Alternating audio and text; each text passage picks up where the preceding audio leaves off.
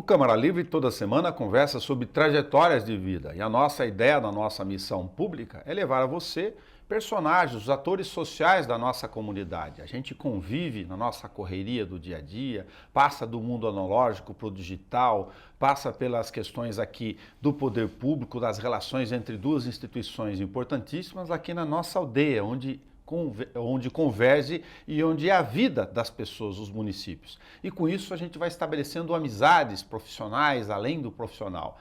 Um desses personagens, da própria história aqui da TV Câmara Bauru, que vai completar 3 décadas de serviço público, é o nosso convidado de hoje. Por isso a gente agradece com muita alegria ter aceitado o nosso convite, Marcos Roberto Costa Garcia.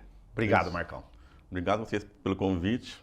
O tempo passa, né? São 3 décadas já de serviço público, mas muitas histórias, né? E muitas alegrias também, né? Acho que tudo valeu a pena, sim. Falo que a gente conversava aqui, o Marcos foi querer fazer meninão engenharia. Aí quando deram um monte de desenho para ele, ele falou, opa, deixa eu parar com isso. Marcos, qual é a ideia, lembrando no tempo, da dificuldade com 17, 18 anos, 16, o pai e a mãe azucrinando lá no Dom Leni, estudar menino, né? E o senhor Vicente falou, afinal, o que você vai fazer? Você foi fazer engenharia? Pois é, assim, eu sempre gostei muito assim, de matemática, sempre fui muito bom de conta, né? Então sempre era o filho que sabia fazer as contas rápidas, né? E meu pai associou fazer conta rápida com engenharia, então não, vai fazer engenharia. E você tem 17 anos, assim, também, fala, tá bom, vou fazer. E vários amigos meus também iam fazer também engenharia também, acabei prestando, né? Em 87, depois entrei em 88, daí já Unesp Bauru, já na Unesp. Primeiro ano, matérias mais básicas, que era realmente mais contas mesmo, então foi tudo bem. Daí chegou no segundo ano, daí tinha física já mais difícil, daí entrou fazer desenho mecânico. E eu sou péssimo de desenho, odeio desenho. Daí eu falei assim, mas eu tenho que desenhar? Cara, engenheiro desenha peça, ainda mais em engenharia mecânica. Falei, então não quero mais isso, não. Eu quero ir embora daqui. Quero um lugar que eu tenho para só fazer contas sem desenhar. Daí eu falei assim, então eu vou fazer economia, né? Também já gostava do assunto, já gostava de ler matérias de jornal sobre economia. No fundo era o que eu queria fazer, né? E daí acabei prestando faculdade de economia em Londrina, na UEL. Legal. Daí eu entro lá, daí já em janeiro de 90, né? Eu lembro quando eu chegando em Londrina, olho a televisão, né? É o Collor também chegando também no país também, né? E lá fiquei depois 5 anos lá em Londrina. Foi muito bom porque faculdade, uma vida acadêmica, universitária muito rica, muito forte, é um campus... Você foi cara pintado em 89? Saiu pra rua pintando de... Opa, com certeza, né? Com certeza, né? A gente já também atuava um pouco assim na vida estudantil também, nessa parte política, né? Então foi assim, foi um bom momento, né? Toda essa vida acadêmica. Legal. O Marco entrou na faculdade de economia em Londrina, imagina a moçada tudo lá, né? No interior, tá, os tucura, tudo aprendendo lá, fazer conta, modelos econômicos. Vem a Zélia Cardoso de Mello, que tinha tia aqui do lado nosso, em Duartina, e fala, ó, quem tem dinheiro na poupança, confisca tudo. Pois é. Confiscou, deve ter dado um bom debate à época lá. Foi muito rico, né? Porque foram práticas, né, dentro do campo da macroeconomia que não se via, né? E foi assim, realmente pegou todo mundo de surpresa, aquele confisco, bloqueio que foi feito nas contas, né? E aquela memória de inflação alta, já tinha tentado fazer vários planos antes, né? Na época do Sarney, né? Sim. Plano Cruzado, Plano Bresser, né? E nada continha a inflação, né? Até que depois, só em 94, 5, já com o Itamar e o FHC, no plano real, é que se consegue fazer um plano que de fato traz essa estabilização para a economia. Marco, agora a efervescência da nossa geração aqui. Eu também sou unespiano, né? Quando saiu da antiga FEB, o primeiro concurso, o primeiro vestibular para estadualização do jornalismo aqui no interior. Entramos juntos, somos contemporâneos. Eu soube isso agora aqui, porque ele estava lá na faculdade de engenharia, depois ele foi para Londrina, uma grande cidade. Agora tem, ó, plano cruzado, plano real, aprender com isso, com físico de economia. Quando você estava saindo da faculdade, só para lembrar as pessoas, as novas gerações sobretudo, no meio do caminho daí, não sei se economia era 4 anos lá. 5. 5, então você pegou o plano real ainda. Sim. Pegou a entrada da loucura anterior da hiperinflação e um maluco com Pércio Arida, não sei o quê, falando, não, agora o RV, 1 por 1, o dólar com a economia, vão acertar os preços. Exatamente. Não, se falava muito de inflação, né? E tanto é que depois, até o meu projeto de final de curso foi sobre inflação inercial, né? Que era aquela questão da inércia inflacionária, que todo mundo recompunha os preços para não perder, na verdade, o seu poder no mercado, né? Sim. Então, e daí no final da faculdade, já daí, com o plano real, da inflação se estabilizando, e daí o mundo muda para o Brasil, né? Você consegue, na verdade, fazer um planejamento mais de médio e longo prazo, de fato. Porque antes não tinha como você pensar nisso, né? Era 100% no mês, assim, uma coisa assim absurda, né? Não tinha como fazer nenhum planejamento. E daí já dentro já da prefeitura, que eu vou também entrar na prefeitura depois de 6 meses que eu me formo. Sai da faculdade já? Depois em junho, julho já de 95, daí eu entro aqui no cargo de auditor fiscal e vou trabalhar na auditoria. A princípio eu trabalho numa seção interna, que a gente chamava lá de, tem até hoje, a DRM, DRI, né? Que é a parte de lançamentos ali. E depois eu vou para a auditoria fiscal, fico um tempo na auditoria, e depois em algum momento na frente, depois de uns 5, 6, 7 anos, eu vou para a área financeira. Tá. Né? Que tinha também talvez um pouco mais de a proximidade com a minha faculdade, com aquilo que eu mais também gostava de fazer também. Fui trabalhar na área financeira, chegando até o departamento financeiro, né? Fiquei também ali alguns anos. E depois, já no governo Tuga, já 1 ano e meio ali antes de acabar, o Edmundo, que era o secretário de Finanças, ele acaba saindo. Edmundo Albuquerque dos Santos. Era vereador aqui. Isso. Ele acaba saindo e daí, como já estava no departamento, acabo indo para o lugar dele. Então eu pego ali 1 ano e pouco do Tuga e depois fico mais 8 anos depois no governo do Agostinho. Como secretário de Finanças daí. Como secretário de Finanças, Então são quase 10 anos, né, que acabei ficando lá, né. Passou rápido, né? É lógico. Passa muito rápido. Passa muito rápido. É incrível como a gente faz esse bordão no dia a dia, mas olha, dá um susto, né? Mas de qualquer forma, assim, foi bastante. Era difícil também. No começo, logo do Tuga, a gente vinha de um problema muito difícil na parte financeira. O Tuga vem com essa incumbência, né, de colocar a casa em ordem, né? E de fato coloca. E a gente, daí para frente, a gente consegue manter as finanças da prefeitura em ordem, né?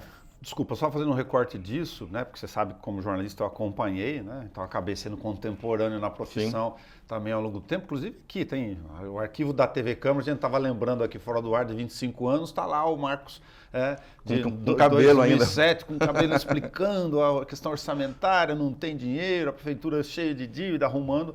Se você considerar isso do ponto de vista da vida recente local, né? Fazer um recorte na história aí, você tem a vinda dos anos 90, essa questão da hiperinflação que afetou as contas do município. Imagina fazer execução orçamentária no período do Sarney, né? É uma só loucura o orçamento aqui. Aí entra no plano real, falou, peraí, vamos arrumar um pouco o navio, ele precisa ter uma velocidade de cruzeiro, lembrando os aviões e tal, ajustando a conta, só que os papagaios, que a gente chama na conta, gigantesco. Se a gente considerar esse período, acho que talvez só a Coab, que não teve um desfecho até hoje, de grandes contas que foram arrumadas naquele momento. É verdade, né? Realmente tinha muitas contas que tiveram que ser ali ajustadas, né? Tinha, né, precatórios em atraso, fornecedores em atraso, né? Então, num primeiro momento, se colocou, né, em dia a vida do dia a dia mesmo, né? De pagamento de salários em dia, pagamento com fornecedores em dia. Então, foi acertando a casa nesse sentido. E depois começou a aparecer alguns esqueletos aqui e ali. Então, teve também que fazer, na verdade, alguns financiamentos, algumas operações, né, para que a gente pudesse também, na verdade, parcelar essas dívidas, né? Daí foi feito muitos parcelamentos que até hoje estão aí Devo, não nego, sendo estica o prazo pagos, para né? pagar. A Funprev, né, desde lá de trás também, né, já foi feito já um parcelamento bem grande, né, e depois tem que fazer mais ajustes ainda. E até hoje a gente está aí, no caso da Funprev, está sempre precisando ali verificar se tem que colocar mais um pouco de Nosso dinheiro ou enorme não. aprendizado. Era o serviço de previdência que pagava até plano de saúde, né? Junto, Sim. tudo misturado. Aí saía, o pessoal fala hoje da questão do previdenciário e tal, mas a gente, considerando isso, não daria um programa, a gente evoluiu muito, né, Marcinho, no profundo de previdência próprio. Porque a gente tem, mas tem déficit hoje, uma série de razões, né, que vão mudando as regras e tal, mas a gente tinha um negócio que era um caos antes com o serviço de previdência, o CEPREM. Era um caos e também assim, hoje a gente tem muito mais transparência também, né? Hoje você consegue verificar, consegue pedir dados, né, no dia a dia. Antes era tudo difícil, quer dizer, como você falou, era meio bagunçado tudo, que o dinheiro, a CEPREM pagava ao mesmo tempo para alguém lá se aposentar, mas também pagava dentista também para você tomar, né? Então assim, se misturava todos os recursos, né, não só da Previdência, mas também na área de saúde, social também, né? Então, agora hoje não, hoje realmente as coisas estão mais transparentes, não mais fáceis, diria, né? Mas você consegue, como a gente falou, consegue ao menos fazer um pouco mais de planejamento. Eu acho que hoje... Mais transparente, como você fala, é uma questão, só para lembrar um dado, que antes era na papelança, né? Tinha que ir lá, marcar com o Marco, ele vinha aqui, a audiência pública era passar como se fosse, olha, muito lembrar papel, muito calculadora. Hoje você consegue ter dados pelo sistema Aldesp, eletrônica, ou seja, a informática, de fato, mudou muito esse cenário. Mudou muito, né? A gente pegar lá dos anos 90 para agora, mudou radicalmente, né? A informática dentro da prefeitura e propriamente dentro da Secretaria de Finanças, que eu acho que sempre foi a secretaria também que mais se utilizou também na área de informática e acabou até sendo mais vanguardista nesse sentido dentro da prefeitura, a gente muda assim da água para o vinho, com certeza, né? Além de pegar essa fase de transição, secretário, né, de finanças na gestão Tuga, o chamado arrumar a casa, que de fato ficou marcado, isso não era só um bordão mesmo, tem a questão previdenciária, CEPREM para Funprev, ajeitar as contas, alongar o perfil da dívida, que a gente chama, e o que a gente está aqui hoje, quase 30 anos depois, ainda tentando fazer, Marcos, infelizmente, foi criado o fundo de esgoto naquele período. É verdade. Para financiar a obra. É verdade, né? E se conseguiu juntar recursos bastante, tem dinheiro, né? Só não conseguiu fazer a estação. Que é uma das coisas que realmente entristece a gente como, né, aqui de Bauru, né? Eu não sou bauruense, mas nasci em Botucatu, mas vim para cá com 6 anos de idade, né? Então me sinto muito mais bauruense, lógico, né? Lógico. Aqui são meus amigos, minha família estão aqui em Bauru. Mas assim, só que a gente fica triste, porque a gente não vê uma cidade do tamanho de Bauru que não trata o seu esgoto, né? Passou da hora faz muito tempo já, né? Então, tomara que a gente consiga achar um caminho, né, que seja bom para a cidade e que, de fato, a gente consiga executar essa tarefa. Aborrece muito quando a gente fala não só com o servidor, com o cidadão no dia a dia. Acho que talvez não tem coisa pior do que, lembro nas inúmeras, né, dezenas de reuniões orçamentárias que a gente fala assim, isso não tem dinheiro. Não tem pior do que olhar para a planilha e falar, poxa, isso aqui tem dinheiro, mas não consegue fazer. O viaduto aqui, o empréstimo, agora a estação. Talvez seja o pior dos mundos. Seja. Porque quando você não tem dinheiro é fácil você, na verdade, justificar, né? Não tem dinheiro, acabou, né? Agora, quando tem, fica mais difícil, né, de justificar o porquê que não faz, né? Agora, a evolução da prefeitura na questão tecnológica, embora ainda a gente tenha cadastro imobiliário fiscal, isso dava um outro programa aqui, mas só para lembrar desse trecho da história, eu lembro, poxa, era tudo na ficha, na planilha. É inconcebível hoje você imaginar que o sujeito vai ter o IPTU, a derivação de esgoto no DAI, o cadastrinho dele. Hoje você pega pelo sistema no cartório. Não, isso mudou muito, muito, muito, muito, né? Hoje a gente chegou no grau também da auditoria fiscal, de você ter dados, né? Quando você vai fiscalizar algum contribuinte, A gente consegue ter dados que vêm do governo federal, do governo estadual, então junta tudo ali, quer dizer, você tem uma condição hoje também de fiscalização assim impressionante, Muito né? maior, né? Coisa que a gente não tinha antes, né? Era muito difícil. Antes você tinha que realmente ir lá pedir aquele monte de livro fiscal para o contribuinte, daí pedia livro razão, pedia livro não sei o quê, e daí você ia lendo tudo aquilo lá. Hoje você tem assim outros artifícios aí dentro da área de informática que já te dá respostas de imediato já, né? Ô Marcos, dizem para os jornalistas que de maluco, tonto e louco, todo mundo tem um pouco. Mas se você imaginar fora do nosso mundo humano, eu sei que você gosta de ler poesia, também umas coisas, mas o cara fica lendo contabilidade, livro fiscal, essas coisas, e fala, puxa maluquice. Quem não é do meio não consegue entender vocês. Não, não é. Mas é verdade, mas tem algumas coisas também assim, né? Com o tempo também, você vai pegando, você vai tendo um olhar dos números também, né? Tá. Então, às vezes, assim, alguém pega e fala assim, vê se isso está certo. Aí você bate o olho e fala assim, pô, isso aqui chama minha atenção. Que é aquela coisa, aquele ponto fora da curva, que você está acostumado... O auditor consegue fazer verificação clínica, que a gente chama, exatamente. né? Você começa a ter um olhar mais clínico e você começa, tem hora que você erra, mas a maior parte das vezes você acerta. Então você já começa, sabe, com a experiência do dia a dia, você já vai ali naquele ponto ali e acaba acertando, né? Mas isso precisa de alguns anos de carreira para ter esse olhar. É o dia a dia. Então, mas no comecinho é bom mesmo, sabe, que vê lá, fique lá lendo bastante livro, olhando, fazendo conta, né? Porque é assim que a gente adquire experiência, tem que passar por isso. Se você fizer o recorte histórico, a gente sempre faz aqui, olha, então, final dos anos 80, 90, estadualização da Unesp, o Marcos vai para Londrina, faz engenharia, volta para cá, começa a efervescência, o plano real no meio, então pegou desde o buraco da inflação do plano cruzado para o outro, aí a informática sai do mundo analógico, começa a entrar para o mundo digital, ou seja, não pode chamar de mesmice a questão da tua trajetória também nesse caminho. Aí depois vem lei fiscal, lei de licitações dos anos 90, ou seja, mudou tudo no pós-Constituição. E depois a Lei 101 também, que é a Lei de Responsabilidade Fiscal também, né, que é do ano 2000 também, né, que traz também uma série de implicações, né, exigindo aí que a gente se ajuste dentro daqueles limites, né, com gasto com pessoal, com gastos de dívidas, que também não podiam também ser maiores também que um índice X. Enfim, a gente tem que ajustar também toda a economia da prefeitura também em cima da lei, né?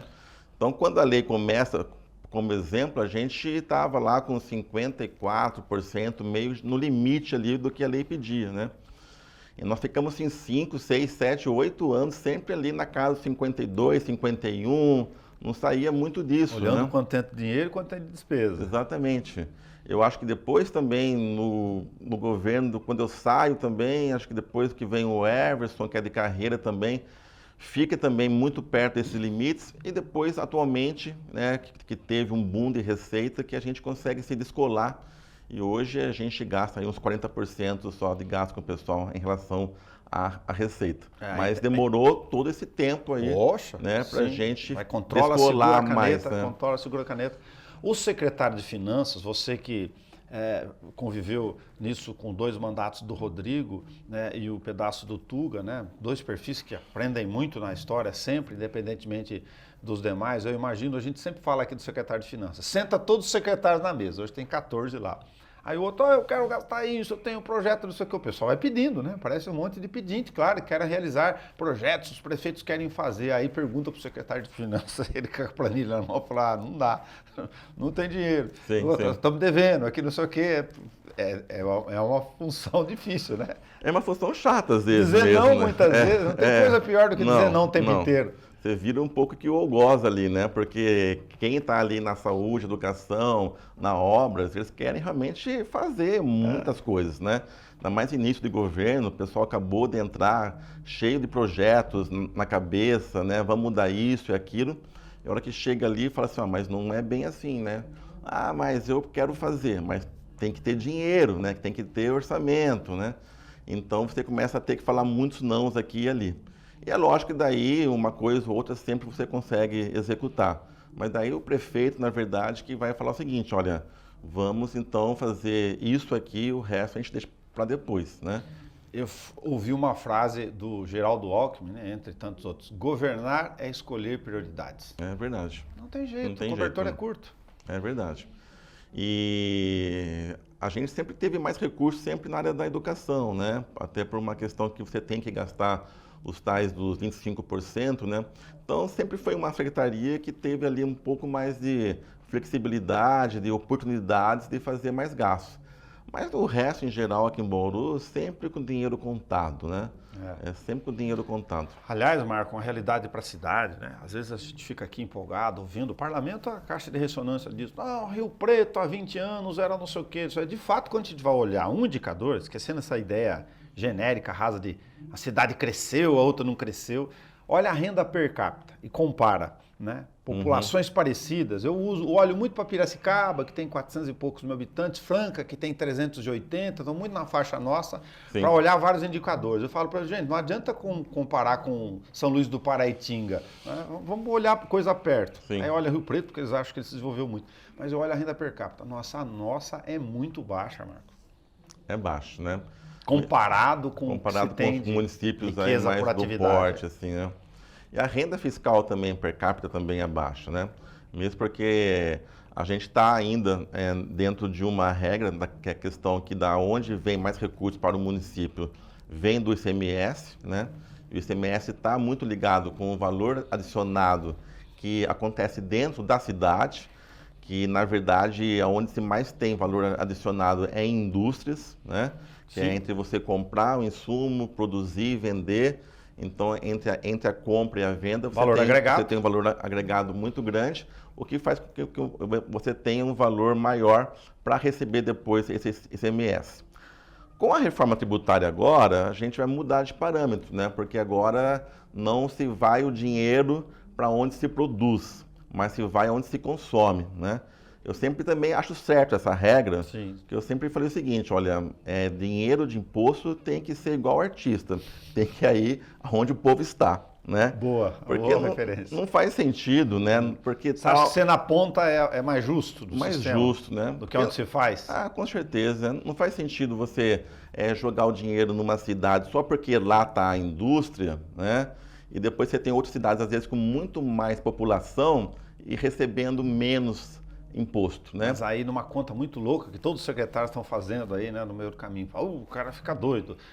O Rio de Janeiro tem um centro de petróleo, que é uma coisa à parte do mundo, né? Sim. Gigantesco, as bacias de campo. Você fala: meu Deus, quanto que eu vou perder? Então vamos para a nossa aldeia aqui. Você pega Agudos, a Brahma, só para um único exemplo, Lençóis com a Bracel, hoje, e aí Bauru com serviços pode, até pela conjunto de população, sair um pouco mais proporcionalmente fortalecido?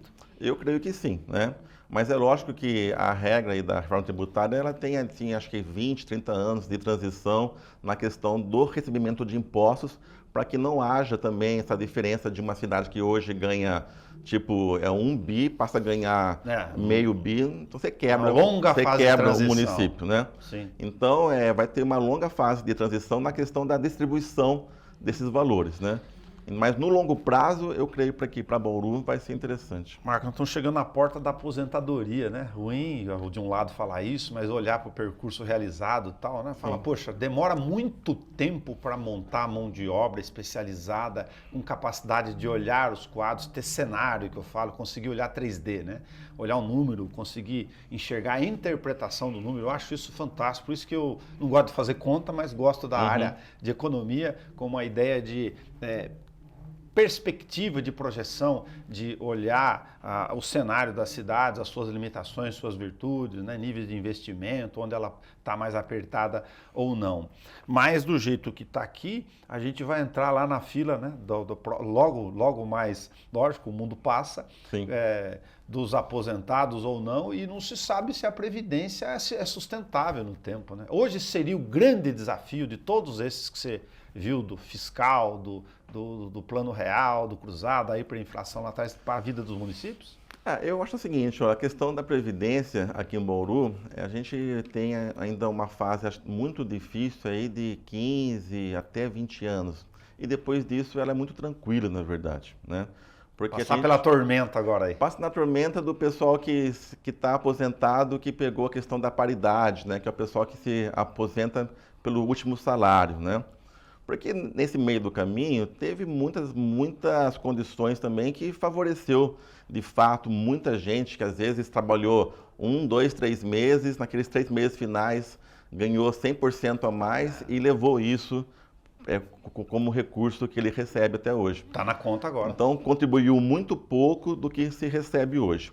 Mas não é culpa do funcionário, Não. é regra do jogo, entendeu? Então faz parte e a prefeitura precisa se adequar à regra do jogo. A gente não pode amaldiçoar a Funprev, falar mal de funcionário, mas que esse fato aconteceu, né? Sim. E acontece muitas vezes até hoje. Mas faz parte da lei, né? É uma lei que beneficia, de certa forma, o pessoal que entrou antes de 2003, que é o meu caso, o seu caso, né? Sim, sim. Mas assim está na lei, né? Depois de 2003 para cá, daí você tem uma outra regra, né? Uma regra que daí você se aposenta em cima daquilo que você contribui, né? Então, para essas pessoas, né, a Funprev já está muito mais, vamos dizer assim, mais tranquila, mais equilibrada. É um grupo que se isolar eles na conta vê que está muito mais muito favorável. mais em equilíbrio, né? Mesmo porque hoje você tem uma ideia, hoje se paga 14% de contribuição do empregado, né? E 28% agora do patronal. Sim. Então quase metade do que se recebe está sendo guardado ali na Previdência, né? Então se você for verificar que você trabalha hoje mais ou menos uns 40 anos hoje, e depois você tem 20 anos, depois uma expectativa de vida antes de falecer, a conta já bate, porque ó, se você está com 40 anos aqui, 20 anos aqui, você tem que guardar metade então, que é 20 anos de 40. Sim. E está se guardando metade hoje, né? Então, por pessoal depois de 2003, eu acho que é muito tranquilo. Então a gente vai ter um pouco mais de dificuldade do pessoal ainda que entrou antes de 2003. Né? E entender que agora 2019 tem um outro recorte nas regras, né? Que daí tem teto. Tem teto, retira alguns benefícios que eram incorporáveis e que também dá um acréscimo maior aí para esse tempo, para olhar lá na frente. Exatamente. Então, agora quem entra hoje também no serviço público acaba também tendo o teto do INSS como limite também, né? Se equipara também para quem é do CLT. Inclusive, para quem hoje é da CLT, está pagando muito menos contribuição do que quem é hoje servidor público. Né? Marco, a primeira pergunta deste recorte, você é o primeiro, depois de 786 edições que só vou fazer agora. Qual que é a sua memória afetiva de infância? Alguma fase, um objeto, uma passagem, às vezes é um cheiro, às vezes é um gosto, de bate pronto, você fala, puxa, quando eu olho lá para trás, é isso. Olha, assim, eu tenho muita memória afetiva, assim, de infância, eu acho que dentro da cozinha da casa da minha mãe, né? Minha mãe sempre ela foi professora, mas sempre ela trabalhou um período só do dia. Tá. Então a gente tinha a presença dela em casa, né? Que legal. Ou na parte da manhã ou na parte da tarde, que às vezes mudava ano a ano, ou manhã ou à tarde. Então, e minha mãe sempre foi uma cozinheira, assim, formidável, né? A gente, até hoje, né, essas memórias, né, afetivas do cheiro da cozinha, até hoje chega, né, no nosso dia a dia. Eu acho que é isso que fica bem presente, marcado, assim. Legal. O pessoal perguntou outro dia para mim, se puder escolher um café da manhã, eu falei, cara, deixa o café no coador com o bolo de fubá com a goiabada para passar em cima. Tá ótimo, tá da ótimo. Dona Maria. Cada um tem a sua, né? Não, é verdade, né? Às vezes coisas simples assim, né? São as mais gostosas, né? Por isso que você gosta em certa dose de cozinhar, desenvolver o gosto pelos cheiros, pelo paladar aí? Eu gosto de cozinhar, acho que é uma coisa também que fui fazer um pouco mais tarde, né? Acho que mesmo porque também enquanto estava mais próximo ali da casa da minha mãe, a gente sempre acabava indo na casa da mãe, né? De sábado, domingo, e daí ali tinha, né? Aqueles almoços que eram maravilhosos, tal. E depois, quando minha mãe ficou um pouco mais idosa, tal, daí acho que eu comecei também a buscar isso em casa também, né? Mas não chego nem perto, nem perto Da Dona Leni. Da Dona Leni, né? Mas até inclusive, né? Ele estava lendo até um poema do Carlos Drummond de Andrade, que também se chama também As Mãos e as Mães. Ele fala muito isso, né? A gente pode copiar tudo igual, né? É o mesmo açúcar, o mesmo ovo, a mesma canela, né? Mas as mães são diferentes, né? a gente não consegue chegar naquele segredinho delas, né? Nunca, né? Já que você falou de poesia e tal, você gosta de ler, enfim, lá de contemplar os seus versos, eu gosto de Paulo Leminski, né? Autores muito bons que a gente acompanha, agora tem no Instagram, então vai fazendo os versos do Marcão lá. Eu vou usar um para poder lhe provocar no bom sentido aqui, mas eu vou pegar um poeta musical, Paulo César Pinheiro, para lhe perguntar ao final o seguinte: quando eu olho o meu olho além do espelho, tem alguém que me olha e não sou eu. Vive dentro do meu olho vermelho, é o olhar do meu pai que já morreu. Meu olho parece um aparelho de quem sempre me olhou, protegeu. Assim como meu olho dá conselho quando eu olho no olhar de um filho meu. Onde você se vê em Vicente e Leni? Olha, a gente, lógico, né, traz muitas coisas, né, de pai, de mãe, né? Eu acho que cada qual um pouco, né? Do meu pai era muito Caxias no serviço, assim, sabe, para trabalhar. Acho que nunca faltou um dia. Eu tô nesses 30 anos de prefeitura também, eu também nunca faltei também um dia também que não fosse uma falta abonada que a gente tem direito. Mas graças a Deus nunca precisei tirar um dia para ir no médico, nunca precisei nada disso, né? Todos os dias tá lá trabalhando, cumprindo horário. E é uma coisa assim que meu pai, acho que traz isso pra gente, né? Cumpra a sua tarefa. Cumpre a sua tarefa, aquela rigidez mais, né? De um espanhol ali, né? Filho de imigrantes, né?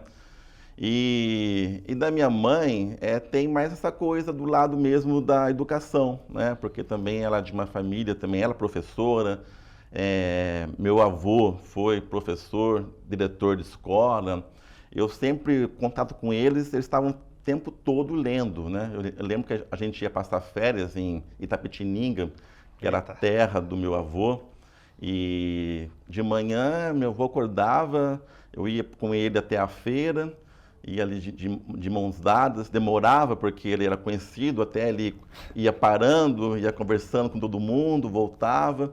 Eu já pegava a Folha de São Paulo, aquele jornal enorme, e lá ficava até a hora do almoço lendo aquele jornal, né? Assim, pô, deve ser muito legal esse jornal, né? Tenho que ler também, né? E em casa também, né? Minha mãe também sempre leu muito também. Então, essa coisa também da leitura, de estudar, vem muito dela também. Por isso, de certa forma, que depois de estar e ser auditor, ter feito... enfim, economia, você falou, opa, vou fazer letras. Foi já madurão aí. Já estava já com uns 30 anos já. Daí no meio, daí fui fazer letras. Eu sempre gostei muito de gramática. Eu sempre tive bons professores de gramática, sabe? E também assim fiz também bastante tempo em inglês também e queria ter mais uma outra formação além de economia, alguma coisa também que eu pudesse trabalhar à noite, dar aula à noite, né? Até por uma questão também de segurança também, né? Quando você é filho de 2 servidores públicos, você pensa muito em segurança e estabilidade, sim, né? Sim. Então você vai até o fim. Não, se der algum problema aqui, pagar mal aqui, eu vou dar aula à noite para poder também me estabilizar. Complementar. Né? E essa foi a ideia. Daí eu juntei numa coisa que eu gostava também, né? Que era também português. E fui fazer daí faculdade de português e inglês na USP. Chegou a lecionar depois? Pouco, né? Eu dei um pouco de aula de língua portuguesa no estado. Depois na faculdade, depois no IESB, quando também eu lecionava ali matéria também de economia, administração. Uma vez ou outra também acabei dando aula também ali de língua portuguesa também. Você pegar letras, língua portuguesa, e juntar com o glossário específico de economês, nossa senhora, se juntar com um contador e um auditor, então, só não sei se é pior que o juridiquês, que a gente brinca no dia a dia, quando fica erudito demais. Fica demais. Eu acho que ainda o pior ainda é o juridiquês, né? Acho que o campo jurídico tem muito mais terminologias do que da economia, né? Muito mais. Ainda mais bem difícil. Que é o destarte com os embargos infringentes, né? Denego a segurança. Falou, você denega a segurança. Poxa, não é melhor falar que você não aceitou o trem, rejeitou, né? Economia, você pega ali umas 10, 15 ali, jargões ali, você acaba meio que dominando, mas acho que direito tem muito mais, né? Mas qual que é o seu sentimento, lógico, que você falou sobre os aprendizados que estão enraigados da vida da gente, né? Da história, da vida, de cumprir os seus compromissos e tal. E você tem, lógico, o seu lado cidadão do meio, aí você vê todas as virtudes, acompanha as limitações, a execução orçamentária, aí fica olhando as planilhas lá, né? A gente falou que cobertura é sempre muito curta, a nossa capacidade de investimento é pequenininha, pelo pouco das razões que a gente já comentou aqui. Sim. Né? Olha, assim, a gente sempre tem um sentimento de chegar com o serviço público naquela pessoa que mais precisa, né? Eu acho que isso é que a gente sempre, lá na ponta final, a gente busca. Eu sou uma pessoa assim que sempre também converso com, né, pessoas também de todas as classes sociais, até também como economista, você buscar também no seu dia a dia, naquele mundo seu mais micro, né, o que está acontecendo. Porque às vezes você fica muito pensando numa coisa muito grande também e não precisa disso, né? Tá. Às vezes pequenos acertos ali, né, você consegue chegar com um serviço melhor numa população mais carente.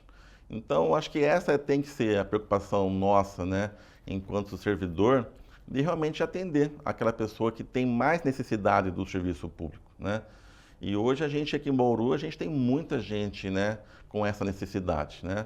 Muitas pessoas, como você mesmo falou, com famílias com renda per capita muito baixas, né? Aqui em Bauru a gente tem quase 1/3 da população com uma renda per capita aí muito baixa. Se a gente fizer um corte da chamada vulnerabilidade social para o critério técnico aqui, sem olhar a dificuldade, porque vamos falar, a tristeza e a pobreza pode ser assimilada de forma diferente pelos olhos de quem vê, mas nossos dados são terríveis, né? São terríveis, né? E a gente está também agora num outro ponto de uma inversão da nossa pirâmide também, né? Então a gente, lógico que sempre tem essa preocupação da gente conseguir dar uma escola integral, principalmente, né, para essas famílias mais pobres, para que coloquem as suas crianças ali de manhã e à tarde, que ali, né, tem educação, mas também tenha seu lanche, seu almoço, o seu banho e tudo mais. Mas agora também a gente está chegando também com famílias sem renda e com idosos ali, né, que já não estão mais no campo do trabalho mais, que precisam viver, porque estão lá vivos, né? E como que a gente também pode ajudar também, enquanto comunidade, enquanto cidadão, através da prefeitura para eles, né? E é um perfil que só vai aumentar daqui para frente. Né? A gente falou do transição agora aqui, a gente talvez entre no balaio próximo da geração onde a maioria serão os idosos, né? Sim, no conceito técnico aí. Exatamente, né? E a gente às vezes, você muitas vezes aposenta, você tem lá a sua casa, não sei o quê, mas a maior parte dessas pessoas pagam aluguel, quer dizer, ela se aposentou com um salário mínimo, vai pagar 500, 400 de aluguel, daí mais 400, 500 vai de remédio e o resto, né? Complicado. Então é complicado. Então esse tipo de preocupação é uma coisa assim que acho que eu vou morrer sempre preocupado com isso, né? Porque o que mais me toca, na verdade, é realmente atender através do serviço público essa população mais carente. Já que você falou de cozinha, se você falasse de um prato ou um gosto, um paladar no meio, o que ele vinha à cabeça? Eu falei do meu bolo de fubá aqui porque lembrei do café da manhã da Dona Maria. Olha, tem 2 pratos assim também que acho que é da minha família também, que a gente sempre gosta muito. Um é a famosa feijoada, né? A minha mãe fazia uma feijoada também que era assim, uma coisa assim, impressionante, assim. E a outra também que vem, antes da minha mãe, já vem da minha avó também, é o nhoque feito em casa. Aquele batata cortadinho lá na pia, com aquele molho de tomate também feito tudo lá em casa. E aí, acompanhado também de um frango ao molho pardo também, aí, sabe? Daí é uma maravilha. Estou perto da hora do almoço. Esses são, acho que, os 2 paladares sabores que vêm à cabeça, assim, mais fortes, assim, sempre. Você tentou tocar violão, alguma coisa, instrumento de música, não? Então, cara, isso aí é uma coisa, assim, que, infelizmente, Deus não me deu essa qualidade pra arte, viu? Porque eu gostaria muito, assim, tentei já tocar violão, mas, assim, é muito... Quando você não tem dom, é muito mecânico e a coisa parece que não vai, né?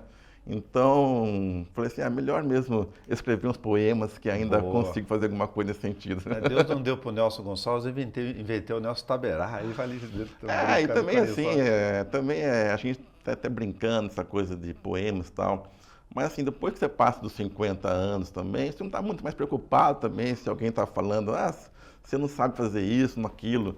É uma brincadeira, uma diversão, Lógico, né? lógico. Mesmo porque também, assim, eu procuro também ter bastante hobbies, né? É uma coisa assim, Você gosta de pedalar, gosta de caminhar, gosto de gosta de lá caminhar, cachorro, gosto de cachorro, gosto de cozinhar. gosta de ver mato. Eu acho que também como um bom libriano, eu não gosto de rotina. Se eu tiver 4 dias iguais, eu começo a Sério entrar numa mesmo? angústia enorme, assim, sabe? Assim, não, cada dia tem que ter ao menos uma coisa diferente, sabe? Hoje vou andar de bike, amanhã vou cozinhar, amanhã vou na casa de um amigo meu. A rotina, ela existe todo dia, né? Porque a gente acorda, trabalha, almoça, fala com a filha, e depois trabalha à tarde de novo. Mas você tem sempre que procurar alguma coisa diferente, senão fica meio chato também. Você vira meio robozinho, é muito chato, né? Você tem 2 irmãs e uma menina de 22. Cercado por mulheres de qualquer jeito. Cercado por mulheres, cercado por mulheres. Em casa, minha mãe, meu pai, minha avó também morou muito tempo em casa conosco também. E então também mais uma mulher em casa. E depois a minha irmã mais velha. Minha irmã agora também está se aposentando na Unesp também como professora de História. E depois eu venho ela nasceu em 66, eu nasci em 69.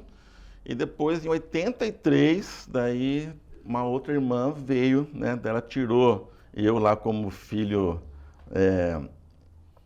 menor e ela veio depois de 14 anos, a Fernanda, que também fez faculdade também de português e inglês também. Legal, eu e o Marcão somos de 69, o ano que não terminou, segundo o Zenir Ventura, lembra do livro? É verdade. Terminou sim, a gente está aqui. É isso, o Câmara Livre de hoje conversou com o auditor fiscal, o cozinheiro, o homem de letras, o economista Marcos Roberto Costa Garcia. Até nosso próximo encontro.